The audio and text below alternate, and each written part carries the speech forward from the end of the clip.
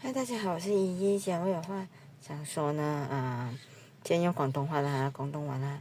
咁就覺得幽默呢個其實有幾位男藝人係真係好幽默嘅。其實我係好欣賞幽默噶啦，男藝人。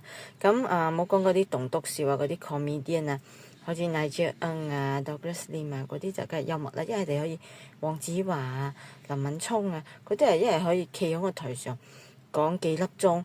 之後每粒鐘都仲有嗰個梗，我哋話係梗啦，即係嗰啲搞笑嗰啲嗰啲橋啊，嗰啲橋段啊。OK， 即係我覺得幽默咧係有分 level 㗎啦。OK， 譬如你而家台下100個人，你嘅幽默，你一句嘢係可以令1個人笑、10個人笑，或者差唔多全場都笑咧，樣差唔多令全場都笑，你幽默感真係好勁啊！我係非常欣賞呢啲幽默感好勁嘅嘢。OK， 周星馳啊，周生又係一個啦。古天樂先生、古生又係一個啦。OK， 之前我係好少睇現場表演嗰啲人啊，不過我知有時候聽啲訪問咁啦，即係有得睇啲電影咁啦。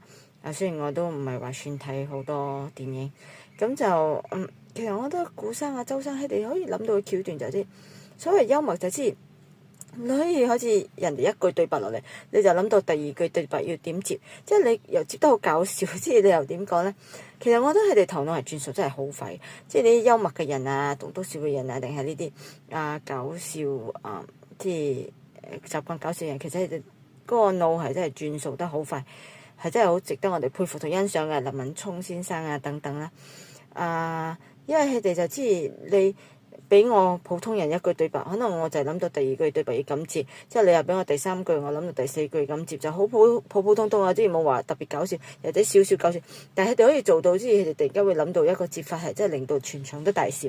我覺得呢個係好難嘅一個係一個技巧啦，係一個才華啦，所以我非常幾欣賞呢幾位幽默嘅男藝人啦。OK， 就希望可以繼續聽到佢哋嘅聲音，聽到佢哋繼續搞笑，因為我覺得係我哋嘅福氣嚟嘅，知佢哋會有天分係有呢啲好多咁嘅梗啊。